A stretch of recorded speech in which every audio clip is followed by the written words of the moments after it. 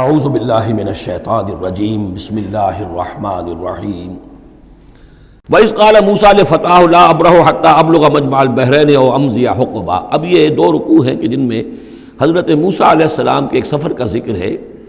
روایات میں جو بات معلوم ہوتی ہے اور وہ اس قرآن مجید کے بیان کے ساتھ وہ چیز مطابقت رکھتی ہے، اس لیے بیان کر رہا ہوں کہ حضرت موسیٰ کو اللہ تعالیٰ نے حکم دیا کہ فلاں جگہ پر جاؤ اور وہاں تمہیں ہمارا ایک بندہ ملے گا، اور وہ بندہ جو ہے بہت صاحب علم ہے، کچھ عرصہ اس کے پاس رہو۔ ہو سکتا ہے کہ یہ حضرت موسیٰ علیہ السلام کا بھی ابتدائی دور ہو نبوت کا، اور جیسے کہ اللہ تعالیٰ نے ہمیں معلوم ہے روایات سے 3 برس تک جو حضور صلی اللہ علیہ وسلم کی تعلیم کا بندوبست کیا ہے، ایک فرشتہ جو ہے مستقل جو ہے آپ کے ساتھ رہا ہے، اسی طریقے سے شاید اللہ تعالیٰ نے کسی یا تو فرشتے کو، جسے ہم خضر کہہ دیتے ہیں، یہ بھی کوئی یقین کے ساتھ معلوم نہیں کہ وہ خضر علیہ السلام، قرآن میں ان کا نام نہیں ہے، یہ بھی رائے ہے کہ وہ فرشتے ہیں، یہ بھی رائے ہے کہ وہ انسانوں میں سے کوئی انسان ہے جن کو اللہ تعالیٰ نے بہت لمبی عمر دے دی ہے، جیسے جن کو دے رکھی ہے ایک ابلیس کو، تو انسانوں میں سے ایک اچھے اپنے نیک اور اپنے پسندیدہ اور برگزیدہ انسان کو بھی اس نے بہت بڑی عمر دے رکھی ہے، وہ حضرت خضر ہے۔ واللہ عالم، اس کے بارے میں کوئی تفصیل ہم نہیں جان سکتے،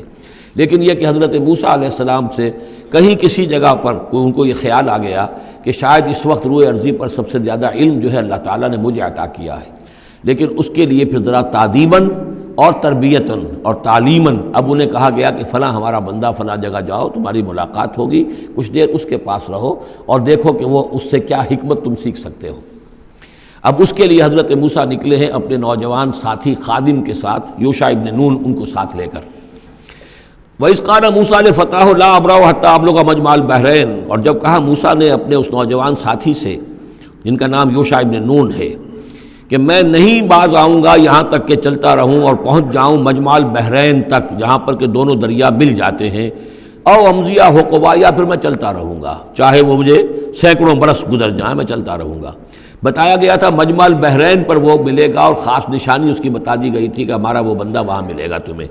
اب مجمع البحرین پر بھی اختلاف ہے، ایک کا تو خیال یہ ہے، وہ جو نقشہ میں نے آپ کو دکھایا تھا کہ یہ جو ریڈ سی ہے، اس کی جو 2 کھاڑیاں ہو جاتی ہیں، تو ان کا جو مقام اتصال ہے گویا کہ وہاں بھیجا گیا کہ یہاں پر، لیکن صحیح رائے زیادہ جو ہے وہ یہ ہے کہ یہ جو دریائے نیل آتا ہے مصر میں، تو یہ سوڈان سے آتا ہے، تو 2 دریا مل کر یہ دریا بنتے ہیں، النیل الازرق اور النیل الابیض، ایک سفید رنگ کا پانی ہے اور ایک بھی نیلے رنگ کا پانی ہے۔ یہ نقشہ ہمیں بھی اٹک پر نظر آتا ہے، دریائے سندھ جو تربیلا سے نکل کر پانی آتا ہے وہ نیلے رنگ کا ہے، اور جو دریائے کابل کا پانی آ رہا ہوتا ہے مغرب سے، تو اس کا وہ پانی گدلا ہے، اور کافی دور تک پھر ہمیں نظر آتا ہے کہ یہ دریائے کابل کا پانی چل رہا ہے گدلے رنگ کا، اور یہ صاف صاف پانی جو ہے دریائے سندھ کا چل رہا ہے۔ تو اسی طرح کا معاملہ وہاں پر ہے، نیل جو ہے نیلا نیل اور سفید نیل، النیل الازرق اور النیل الابیض، وہاں پر پہنچے ہیں کہیں، یہ یوں سمجھیے خرطوم کے آس پاس، کہ میں اب چلتا جاؤں گا۔ فلما بلغا مجمع بینہما، جب یہ پہنچ گئے اس دونوں دریاؤں کے ملنے کی جگہ پر، نسیا حوتہما، یہ بتا دیا گیا تھا کہ ایک جو مچھلی ہے تل کر اس کو ساتھ لے لینا تاکہ تمہارے وہ غذا کا کام بھی دے گی، اور اسی کو نشانی بنانا تھا اللہ نے بتانے کے لیے کہ کس جگہ پر وہ اس شخص سے ملاقات ہوگی۔ جب وہ پہنچے ان دونوں کی مجمع کے مقام پر، نسیا حوتہما، تو انہوں بھول گئے اپنی اس مچھلی کو، فاتخذ سبیلہ فی البحر سربا، اور وہ مچھلی جو ہے وہ زندہ ہو کر، حالانکہ بھنی ہوئی تھی تلی ہوئی تھی، وہ زندہ ہو کر اور اس نے وہ سرنگ سی بنا کر اور سمندر میں چلی گئی۔ فلما جاوزا، اب یہ نقشہ جو ہے یہ ان کے جو ساتھی تھے یوشع ابن نون، انہوں نے دیکھا ہے اپنی نگاہ سے کہ یہ معاملہ ہوا ہے، لیکن یہ کہ اس کا تذکرہ کرنا حضرت موسیٰ علیہ السلام سے بھول گئے۔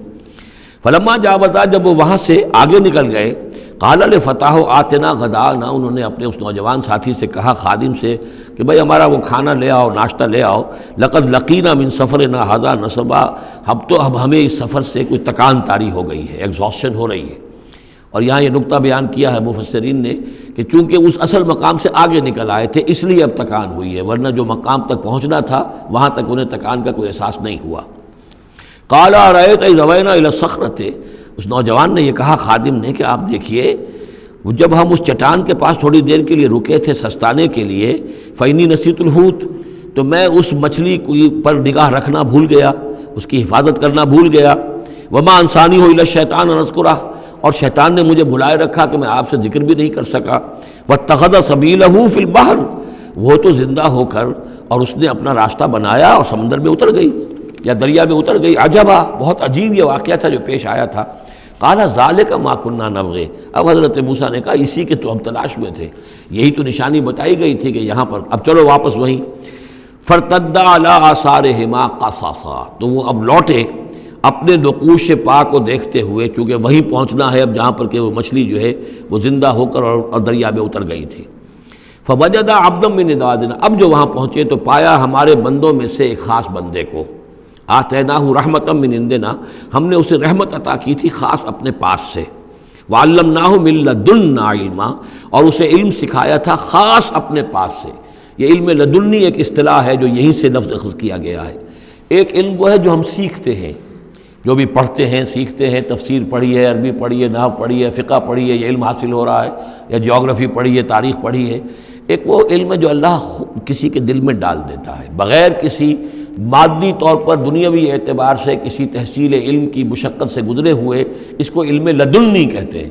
لدن کہتے ہیں نزدیک، لدن اللہ، لدنی ہم نے اپنے پاس سے، اپنے خاص خزانہ فضل سے، خاص خزانہ فیض سے اسے علم عطا کیا تھا. ہم نے اسے رحمت بھی دی تھی. آتیناہ رحمتا من عندنا وعلمناہ من لدنا علما. قال لہ موسیٰ، ان سے کہا موسیٰ نے، هل اتبعک، اگر آپ اجازت دیں تو میں کچھ عرصہ آپ کے ساتھ رہوں، علی ان تعلمنی مما علمت رشدا، لیکن اس لیے اس شرط کے ساتھ کہ آپ مجھے بھی سکھائیں کچھ جو آپ کو علم دیا گیا ہے اور جو بڑی سعادت مجھے اللہ نے بتایا ہے کہ آپ کو اللہ نے بڑا عقل، بڑی سمجھ بوجھ اور بڑی حکمت عطا کی ہے. قال انک لن تستطیع معی صبرا، انہوں نے کہا کہ دیکھو تم میرے ساتھ رہ کر صبر نہیں کر سکو گے. وَكَيْفَ تَصْبِرُ عَلَىٰ مَا لَمْ تُحِطْ بِهِ خُبْرًا، اور کیسے صبر کرو گے اس چیز پر کہ جس کا کہ علم تمہارے پاس نہیں ہے، جس کا تم نے احاطہ نہیں کیا ہے. تمہیں تو بات بڑی غلط لگے گی، عجیب سی لگے گی. قَالَ سَتَجِدُنِي إِن شَاءَ اللَّهُ صَابِرًا، حضرت موسیٰ نے کہا کہ نہیں، انشاءاللہ آپ مجھے صابر پائیں گے، میں صبر کروں گا. وَلَا عَصِي لَكَ أَمْرًا، اور میں آپ کی کسی حکم کی خلاف ورزی نہیں کروں گا. اب دیکھیے یہاں انشاءاللہ صبر کے ساتھ تو آ گیا، ولا عاصی لک امرا، آپ کے حکم کی خلاف ورزی نہیں کروں گا. یہاں انشاءاللہ نہیں آیا ہے اور اسی میں خلاف ورزی ہو گئی. یعنی یہ کہ انہوں نے جو حکم دیا تھا پھر اس کی وہ پابندی نہیں کر پائے. ولا تقولن لشیء انی فاعل ذلک غدا، اس کے ساتھ اس کو جوڑ لیجئے جو ہم پڑھا ہے اسی صورت میں. حضور سے کہا گیا تھا کبھی نہ یہ کہیے گا. یہاں بھی کہتے ہیں انشاءاللہ میں کوشش کروں گا، انشاءاللہ اللہ تعالیٰ کے فضل و کرم سے میں آپ کے حکم کی خلاف ورزی نہیں کروں گا. قال فإن اتبعتنی، اب یہ حکم ہے ان کا. انہوں نے کہا کہ اگر تم میرے ساتھ چلنا چاہتے ہو، رہنا چاہتے ہو، فلا تسألنی عن شیء، تو کسی چیز کے بارے میں مجھ سے خود مت پوچھنا. حتی احدث لک منہ ذکرا، یہاں تک کہ میں خود اس کے بارے میں کوئی تذکرہ کروں. بس دیکھتے جاؤ جو بھی میرے ساتھ ہو رہا ہے، دیکھتے رہو، آبزرو کرو، چپ رہو، خاموش رہو.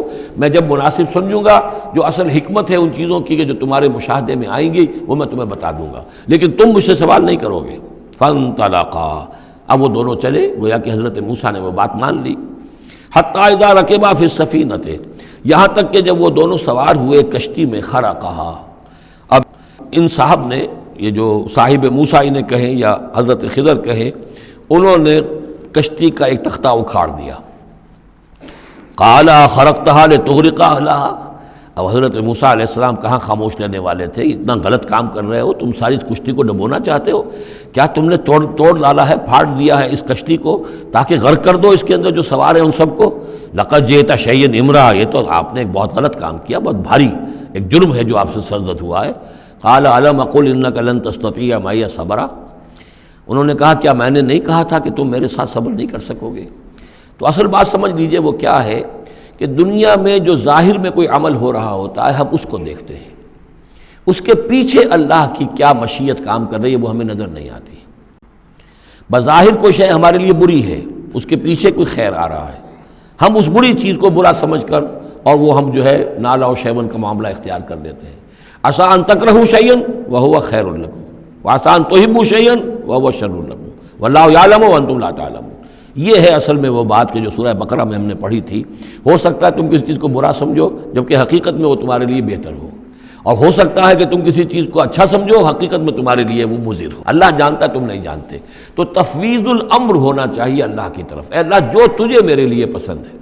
لیکن یہ جو بھی فرشتے کر رہے ہوتے ہیں، اور ظاہر بات ہے یہ بھی ہو سکتا ہے فرشتے ہوں یا اولیاء اللہ میں سے کسی کی روح ہے تو جیسا کہ شاہ ولی اللہ کا قول میں نے آپ کو سنایا ہے کہ وہ بھی ملائکہ کے طبقہ اسفل میں شامل ہو جاتے ہیں اور وہی اللہ تعالیٰ کے احکام کی جو ہے تنفیذ کرتے ہیں۔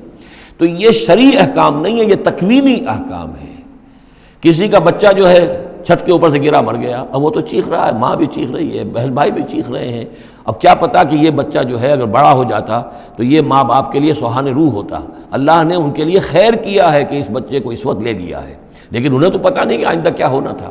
تو ہم ظاہر کو دیکھ کر جو ہے گھبرا جاتے ہیں اور اس کو اپنے لیے برا سمجھ بیٹھتے ہیں، جبکہ اللہ تعالیٰ کی بیدک الخیر، اللہ کے ہاتھ میں خیر ہی خیر ہے، لیکن ہماری شارٹ سائٹڈنس ہے کہ جس کی وجہ سے ہم چیزوں کو کسی اور رنگ میں لے رہے ہیں۔ اس کے لیے یہ 3 واقعات ہیں کہ جو انہوں نے دکھائے گئے۔ قال لا تؤاخذنی بما نسیت ولا ترہقنی من امری عسرا، تو انہوں نے کہا، حضرت موسیٰ نے عرض کیا لا تؤاخذنی بما نسیت، مجھ سے مواخذہ نہ کیجئے اس پر کہ میں بھول گیا کہ میں نے آپ سے وعدہ کیا تھا کہ میں آپ سے کوئی سوال نہیں کروں گا، ولا ترہقنی من امری عسرا، اور نہ دباؤ ڈالیے مجھ پر میرے معاملے میں کچھ زیادہ سختی نہ کیجئے، ایسا نہ ہو کہ ایک ہی دفعہ کی میری اس غلطی کے اوپر کہتے ہیں جاؤ اب یہاں سے، بلکہ ذرا یہ نرمی کیجئے۔ صدق اللہ العظیم۔